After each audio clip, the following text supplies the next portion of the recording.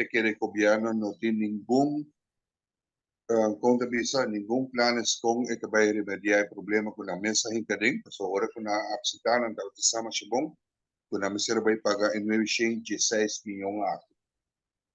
Nos pora mira ko nos promete mester nos saki ko pahasi paso el visa si no tiene dispensación de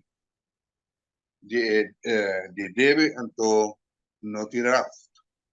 Nos mira ko día que la va a firma te quiere no punto si tiene dispensación o no la toma placa. Y ahora que te llega el momento que paga back, pues promete minister también se pone de placa. Y nos por así que también de parte del parlamento no también se pone que entregar autonomía. O hasta que dan el único costo tag di va a pagar y debe back arriba un porcentaje de 8%.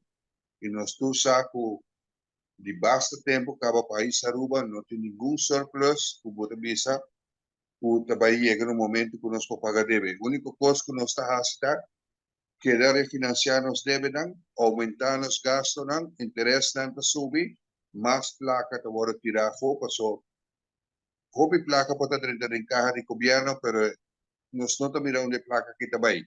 Y día para día, nos está mirando la situación aquí en Aruba está empeorar, nos grandes no puedo pagar la remedia, y pensión de vejez que no cobra de un solo gente, no te llega para no vivir una vida bom, una vida como necesita un nivel de vida que también vale la pena. Entonces, nos no podemos maltratar los grandes. Tu gente que focus en los grandes. Me acuerdo, fue la campaña de 2017 que nos vinta, también económico los grandes, se van buen tratar. Y es aquí, de lo cual no está pasando. La placa no te llega a ese canal.